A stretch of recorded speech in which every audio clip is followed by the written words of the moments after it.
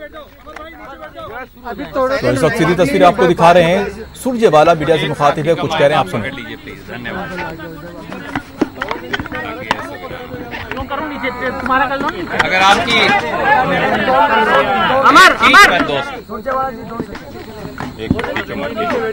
कीजिए मत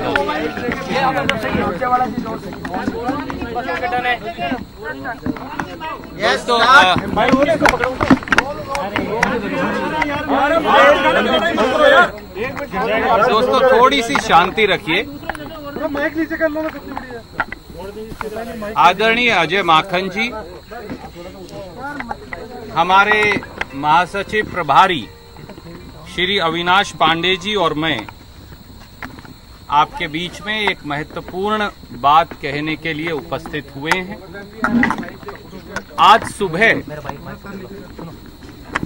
पत्रकार साथियों के माध्यम से सार्वजनिक तौर से भारतीय राष्ट्रीय कांग्रेस ने कांग्रेस पार्टी के सभी विधायक साथियों समेत उन सारे साथियों जो किसी वजह से दिल्ली या मानेसर के होटल में गए हुए हैं, समेत हमारे उप मुख्यमंत्री सचिन पायलट जी और दूसरे साथियों के सहित ये दरख्वास्त की थी कि परिवार के सदस्य परिवार के अंदर ही उनकी शोभा है।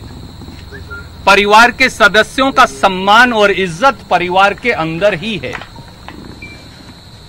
राजस्थान की 8 करोड़ जनता ने कांग्रेस पार्टी को बहुमत राजस्थान की सेवा के लिए दिया है और ये सेवा के लिए 5 वर्ष का समय राजस्थान के 8 करोड़ बहादुर लोगों ने कांग्रेस पार्टी और उसकी सरकार को दिया है।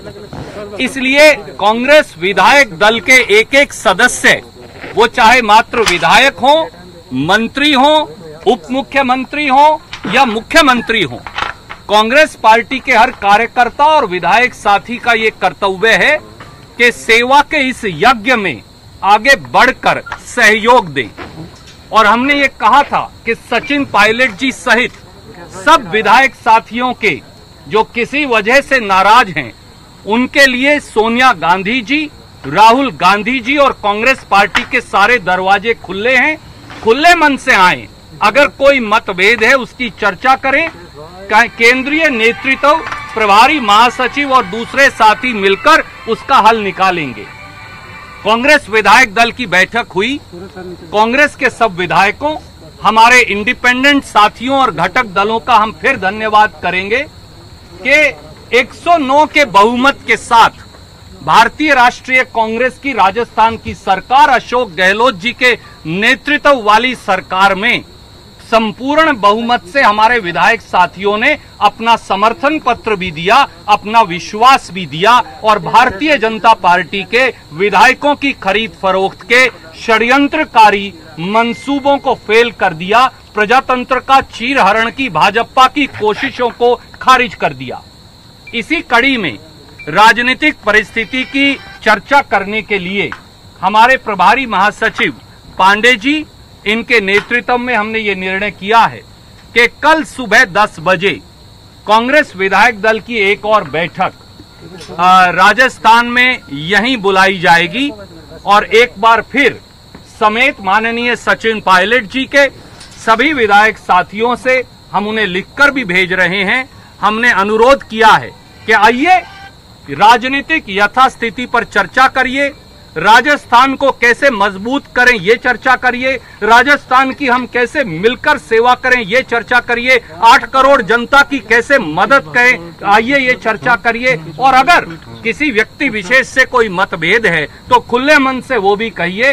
कांग्रेस नेतृत्व सोनिया गांधी जी और राहुल गांधी जी सबकी बात सुनने और उसका हल निकालने के लिए संपूर्ण तैयार हैं। कल 10 बजे ये बैठक होगी। मुझे ये विश्वास है कि सारे कांग्रेस पार्टी के विधायक साथी, मंत्री, उप मुख्यमंत्री और मुख्यमंत्री जी सहित सब साथी इसमें भाग लेंगे और राजस्थान की समस्याओं और जिस प्रकार से षड्यंत्रकारी हमला भाजपा ने प्रजातंत्र और राजस्थान की इस असमत पर बोला है, प्रजातंत्र पर बोला है, इसका एक निर्णायक हल हम निकाल पाएंगे। बहुत बहुत धन्यवाद। सुरजेवाला जी, अगर कल भी अगर सचिन पायलट अपने विधायकों के साथ नहीं आते तो आगे रोल ऑफ एक्शन आपकी पार्टी का क्या होगा? आदरणीय साथी, आपको ये कैसे मालूम है कि कोई साथी आएगा या नहीं आएगा? ना अभी बैठक हुई, ना बैठक में किसी ने हिस्सा लिया। जब बैठक होगी उसमें कोई हिस्सा लेगा या कोई गुरेज करेगा, उसके बाद आपका सवाल प्रासंगिक है। बहुत बहुत धन्यवाद। सर पांडे साहब एक माइक सर अमर माइक अमर। कांग्रेस के दिग्गज नेता सुरजेवाला को, और इस दौरान उन्होंने बहुत अहम बातें कही हैं और साथ में ये भी बताया कि कल 10 बजे विधायक दल की बैठक होने जा रही है। और इस बैठक में आपको बता दें कि डिप्टी सीएम सचिन पायलट और सीएम मुख्यमंत्री अशोक गहलोत समेत तमाम जो विधायक मंत्री हैं वो सभी लोग कल होने वाली बैठक में शामिल होंगे और उसके बाद जो भी मसले हैं उस पर चर्चा होगी खुलकर। ये एक इस वक्त की बहुत बड़ी खबर आपको बता दें कि इस वक्त सुरजेवाला ने आपको बता दें कि कल अहम बैठक होने जा रही है। और एक और बड़ी खबर इस वक्त आ रही है हमारे पास से। गहलोत समर्थक एमएलए दानिश अबरार का दावा है कि हमारे पास 109 विधायकों का समर्थन है। अशोक गहलोत के पास 109 विधायकों का समर्थन है। तो दानिश अबरार का दावा, इस वक्त बड़ी खबर आपको बता दें कि हमारे पास 109 विधायकों का समर्थन है। राजस्थान में कांग्रेस पार्टी की सरकार है और बहुमत के साथ थी। कांग्रेस पार्टी की सरकार आज भी बहुमत के साथ है और बहुमत के लिए जो आंकड़ा चाहिए उससे कई ज्यादा बड़ा आंकड़ा इस टाइम यहाँ पर एक ही चार दीवारी के अंदर वो बहुमत मौजूद है। 109 सचिन पायलट जी भी आज की तारीख में और इस समय पे राजस्थान में कांग्रेस पार्टी के प्रदेश अध्यक्ष हैं, उप मुख्यमंत्री हैं और अभी तक सचिन पायलट जी के अधिकृत फेसबुक पे या ट्विटर पे उनका एक भी कोई बयान या कुछ लिखा हो, बताया हो तो आप मुझे बताओ। तो दानिश अबरार को सुन रहे थे। 109 विधायकों के समर्थन का दावा कर रहे थे। और सूत्रों के हवाले से बड़ी खबर आ रही है इस वक्त की कल जयपुर आ सकती हैं प्रियंका गांधी और कांग्रेस महासचिव प्रियंका गांधी कल जयपुर आ सकती हैं और संकट के समाधान के लिए जयपुर आ सकती हैं। आपको बता दें बड़ी खबर इस वक्त की कि प्रियंका गांधी कल जयपुर आ सकती हैं और जो भी समस्याएं हैं उसको सुलझाने की कोशिश करेंगी। और आपको बता दें कि कल 10 बजे विधायक दल की एक बार और बैठक होने जा रही है। थोड़ी देर पहले आपने रणदीप सुरजेवाला को सुना, उन्होंने ये जानकारी दी है मीडिया के सामने आकर कि कल अहम बैठक होने जा रही है और उसमें डिप्टी सीएम सचिन पायलट, मुख्यमंत्री अशोक गहलोत, विधायक, तमाम विधायक कांग्रेस के और मंत्री इस बैठक में शामिल होंगे। और बड़ी बात यह भी है कि प्रियंका गांधी भी कल जयपुर पहुंचने वाली हैं।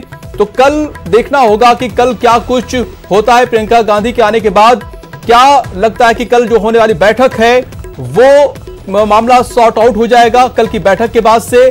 प्रियंका गांधी आ रही इसको सुलझाने के लिए। तो इस वक्त की बड़ी खबर आपको बता दें कि प्रियंका गांधी भी कल जयपुर आने वाली हैं और जो भी सियासी संकट खड़ा हुआ है उसको सुलझाने की वो कोशिश करेंगी। और मरोदा में ऑल इज वेल है, यह दावा है अशोक गहलोत खेमे का। खेमा इसलिए क्योंकि लगता नहीं कि पायलट की नाराजगी कम हुई है या दूर हुई है। और इस वक्त की सबसे बड़ी खबर आ रही है कि पायलट खेमे से, जी हां, खबर है कि पायलट खेमे समझौते को तैयार नहीं है। पायलट कैंप से जुड़ी बड़ी खबर इस वक्त आपको बता दें कि आत्मसम्मान के मुद्दे पर कोई समझौता नहीं होगा। एसओजी की एफआईआर और नोटिस को लेकर पायलट नाराज हैं। बीजेपी थर्ड फ्रंट और कांग्रेस में वापसी के मुद्दे पर अभी चुप है। पायलट समर्थकों का सभी विकल्प खुला रखने का दावा किया है। तो एक तरफ कल होने वाली बैठक है और अभी तक डिप्टी सीएम सचिन पायलट की तरफ से चुप्पी साधी रखी गई है और ऐसा लग रहा है कि अभी पिक्चर बाकी है। कल देखना होगा कि कल होने वाली बैठक के बाद क्या कुछ निकल कर सामने आता है। कल इस बैठक के बाद तस्वीर और साफ हो जाएगी। और इस वक्त जो पायलट खेमे से बड़ी खबर आ रही है वो ये है कि आत्मसम्मान के मुद्दे पर समझौता नहीं होगा।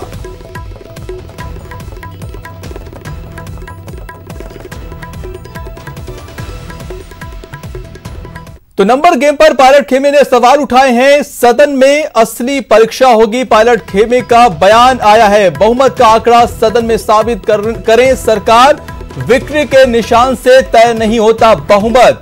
जी हां, बहुमत है तो होटल में नहीं विधानसभा में जो है उसको साबित किया जाए। बहुमत का आंकड़ा सदन में साबित करे सरकार। तो पायलट खेमे की तरफ से भी स्टैंड कड़े तौर पर लिया गया है और कहा गया है कि पायलट जो है आत्मसम्मान से जो है समझौता नहीं करेंगे। और नंबर गेम की बात की जा रही है तो यहां पर सदन में जाकर साबित करें, विक्ट्री के निशान दिखाने से बहुमत साबित नहीं होता। और पायलट खेमे के विधायक मुकेश भाकर ने मोर्चा खोल दिया है। यूथ कांग्रेस प्रदेश अध्यक्ष मुकेश भाकर ने ट्वीट किया है और इसके जरिए सीएम अशोक गहलोत पर निशाना साधा। जिंदा हो तो जिंदा नजर आना जरूरी है, उसूलों पर आ जाए तो टकराना जरूरी है। कांग्रेस में निष्ठा का मतलब अशोक गहलोत की गुलामी वो हमें मंजूर नहीं है। तो शाराना अंदाज में यहां पर ट्वीट करके सीएम अशोक गहलोत पर निशाना साधा है। आपको बता दें कि पायलट खेमे के विधायक है मुकेश भाकर, जिन्होंने मोर्चा खोल दिया है। यूथ कांग्रेस प्रदेश अध्यक्ष है मुकेश भाकर, जिन्होंने ट्वीट किया है। एक बार फिर से हम आपको शाराना अंदाज में बताते हैं क्या कुछ उन्होंने कहा। उन्होंने लिखा है कि जिंदा हो तो जिंदा नजर आना जरूरी है, उसूलों पर आ जाए तो टकराना जरूरी है। कांग्रेस में निष्ठा का मतलब अशोक गहलोत की गुलामी वो हमें मंजूर नहीं है। और इधर 2 दिन से चल रही तनातनी के बाद गहलोत सरकार पर आया संकट फिलहाल टल गया है। सीएम अशोक गहलोत का गणित काम आया तो हाईकमान ने भी मध्य प्रदेश में हुई गलती से सीख लेते हुए कार्रवाई में देरी नहीं की। देखिए अब तक क्या कुछ हुआ। प्रियंका की एंट्री गहलोत सरकार को संजीवनी, गहलोत का गणित काम कर गया। तनातनी पर भारी सुलह वाला फॉर्मूला। कांग्रेस पार्टी के दरवाजे खुले मन से मैं कह रहा हूं अजय माखन जी की ओर से और प्रभारी महासचिव पांडे जी की ओर से और सोनिया जी और राहुल जी की ओर से कि वो सचिन जी हों या दूसरे विधायक हों, उनके लिए कांग्रेस के दरवाजे खुले हैं। पार्टी फोरम पर अपनी बात रखें, हम उनकी बात, हर बात का हल निकालने के लिए खुले मन से तैयार हैं।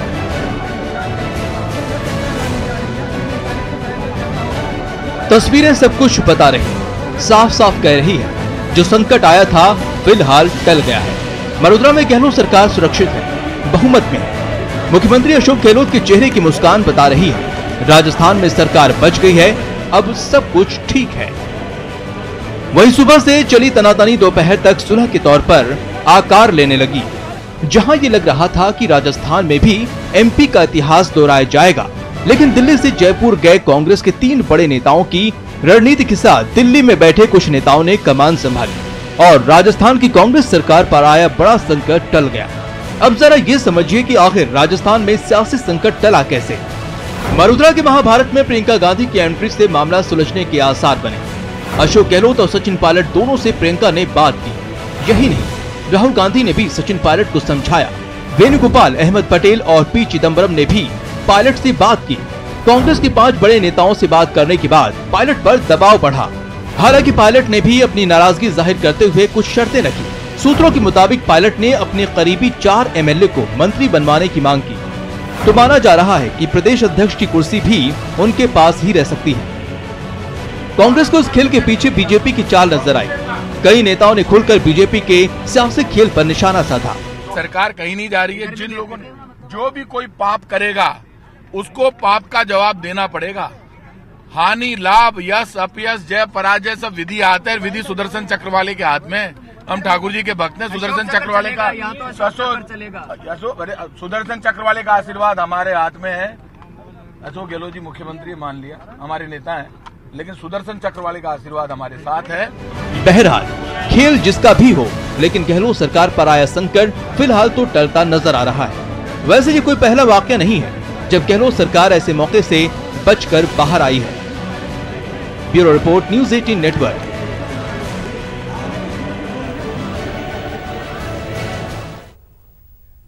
तो सचिन पायलट की नाराजगी से थोड़े वक्त के लिए गहलोत सरकार संशय में घिरी रही। आइए आपको बता दें कि गहलोत सरकार पर आए इस संकट के पीछे की इनसाइड स्टोरी।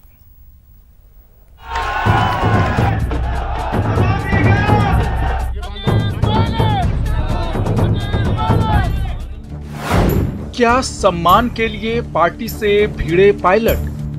इस लोकतंत्र की खूबी है कि जनादेश के सामने सबको झुकना पड़ता है। गहलोत के पायलट क्यों हुए बेकाबू?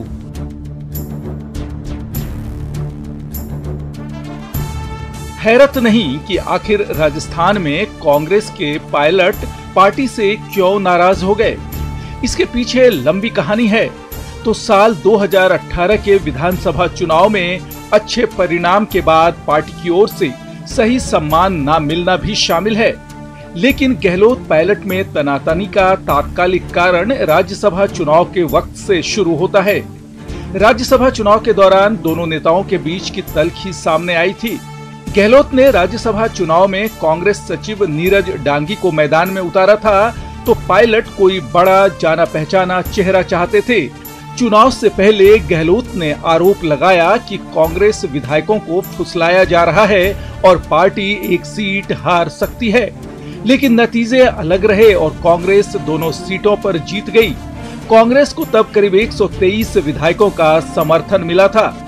ये विवाद तब गहराया जब अशोक गहलोत ने बीजेपी पर सरकार गिराने का आरोप लगाते हुए पार्टी के अंदर के कुछ लोगों को भी चेताया। इसकी जांच के लिए एक ग्रुप बनाया गया जिसने सचिन पायलट को पूछताछ के लिए नोटिस भेज दिया। हालांकि ऐसा नोटिस सीएम को भी गया था। इसी के बाद विवाद बढ़ता गया। मामला यहां अध्यक्ष पद से भी जुड़ा है। सचिन पायलट के प्रदेश अध्यक्ष पद का कार्यकाल खत्म हो रहा था। विधायकों की खरीद फरोख्त को लेकर सामने आए विवाद के बाद राजस्थान की सरकार ने स्पेशल ऑपरेशन ग्रुप यानी एसओजी बनाया।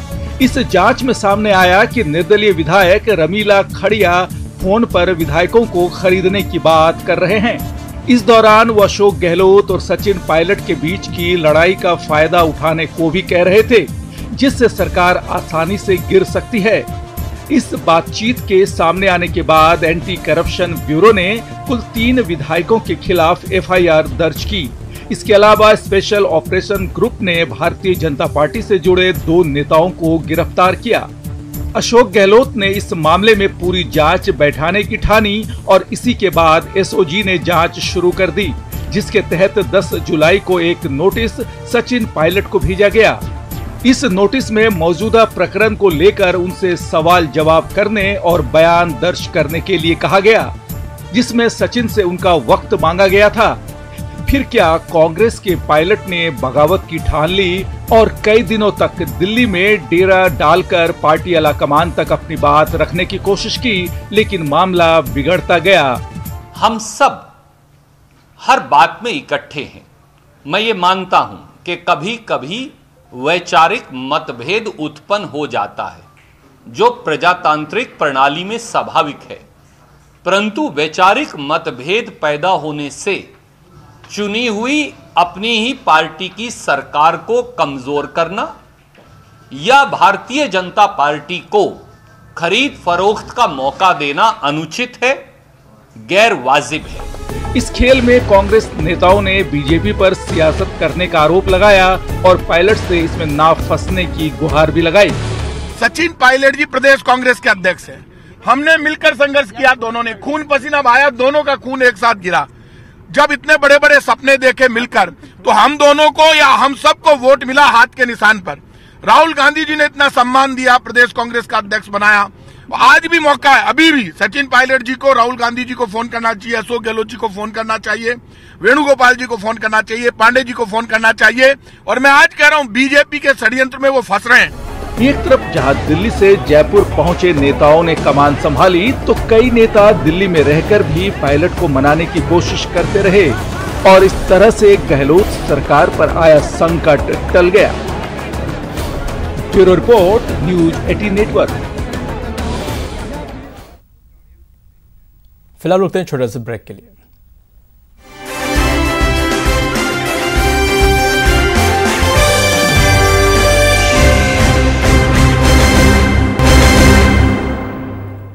ब्रेक के बाद आपका स्वागत है। भारत समेत पूरी दुनिया में कोरोना के मामले बेकाबू और रिकॉर्ड रफ्तार से बढ़ रहे हैं। हालांकि राहत की बात यह है कि भारत समेत पूरी दुनिया में रिकवरी रेट भी बेहतर हो रहा है, जो कोरोना से लड़ाई में एक अच्छा संकेत है। दुनिया भर के देश कोरोना संकट से जूझ रहे हैं और अमेरिका, ब्राजील के बाद भारत में भी कोरोना के रोज रिकॉर्ड मामले सामने आ रहे हैं। हालांकि भारत के लिए राहत की बात यह है कि यहाँ रिकवरी रेट भी लगातार सुधर रहा है। भारत में कोरोना के 28,701 नए मामले सामने आए हैं। कोरोना के मामले 9 लाख के करीब पहुंच गए हैं। 23,000 से ज्यादा लोगों की मौत हो चुकी है, लेकिन इस बीच 5,53,000 से ज्यादा मरीज ठीक हो चुके हैं। भारत में रिकवरी रेट 63% तक पहुंच चुका है। दुनिया भर के देशों की बात करें तो इटली, स्पेन और फ्रांस में जहां कोरोना के मामलों में सुधार हुआ है, वहीं दक्षिण अफ्रीका सबसे ज्यादा प्रभावित 10 देशों की सूची में शामिल हो गया है। दुनिया भर में कोरोना के करीब 2 लाख नए मामले सामने आए हैं। 1,30,00,000 से ज्यादा लोग संक्रमित हैं। मरने वालों की संख्या 5,71,000 से ज्यादा है, लेकिन 75 लाख से ज्यादा लोग इस बीमारी से उबर चुके हैं। कोरोना से सबसे प्रभावित देशों में 34 लाख से ज्यादा मामलों के साथ अमेरिका पहले और 18 लाख से ज्यादा मामलों के साथ ब्राजील दूसरे स्थान पर है। इसके अलावा रूस, Spain, UK, Italy, Peru, Chile, Iran, Mexico, Pakistan, तुर्की, साउथ अरब, साउथ अफ्रीका और जर्मनी ऐसे देश हैं जहां कोरोना के मामलों की संख्या 2 लाख पार कर चुकी है। Bureau report, news 18 network. देश के कई राज्यों में बाढ़ का संकट है। खासकर असम में ब्रह्मपुत्र और सहायक नदियों से 24 जिले प्रभावित हैं। साथ ही काजीरंगा पार्क का बड़ा हिस्सा पानी में डूब जाने से वन्यजीव सड़कों पर निकल आए हैं और बाढ़ का संकट उत्तरी बिहार और अब पूर्वी उत्तर प्रदेश पर भी गहरा गया है।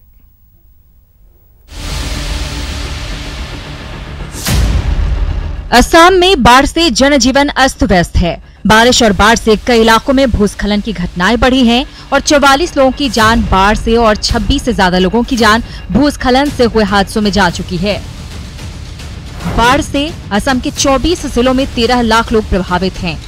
बारपेटा, धीमाजी और गोलाघाट में स्थिति गंभीर है। 2015 गाँव में 82,546 हेक्टेयर फसल बर्बाद हो गई है। ब्रह्मपुत्र और उसकी सहायक नदियां खतरे के निशान से ऊपर बह रही हैं। बाढ़ का असर काजीरंगा राष्ट्रीय उद्यान पर भी पड़ा है और उद्यान का बड़ा इलाका जलमग्न हो गया है। काजीरंगा पार्क में 223 शिविरों में से 126 शिविर प्रभावित हैं। 41 से ज्यादा वन्य जीवों की मौत हो गई है। 49 वन्य जीवों को रेस्क्यू किया गया। बड़ी संख्या में वन्य जीव सड़कों पर निकल आए हैं। बाढ़ का संकट उत्तरी बिहार और पूर्वी उत्तर प्रदेश पर भी गहरा रहा है। नेपाल और उत्तर बिहार में भारी बारिश से चंपारण, मिथिलांचल, कोसी, सीमांचल और पूर्वी बिहार के कई जिलों में नदियों का जलस्तर बढ़ रहा है। पूर्वी उत्तर प्रदेश में गोरखपुर और आसपास के इलाकों में घाघरा, राप्ती और रोहिन नदियां खतरे के निशान के पास बह रही हैं, जिससे प्रशासन ने पूरे इलाके में अलर्ट जारी कर दिया है। Bureau report, news 18 network. वहीं नेपाल में भारी बारिश के बाद हुए भूस्खलन में 60 लोगों के मारे जाने की खबर है, जबकि 41 से ज्यादा लोग लापता बताए जा रहे हैं। जानकारी के मुताबिक नेपाल के तराई इलाकों में पिछले कई दिन से भारी बारिश लगातार जारी है, जिस वजह से नदियां उफान पर हैं और भूस्खलन की घटनाएं बढ़ी हैं। इसकी चपेट में कई गांव आ गए हैं।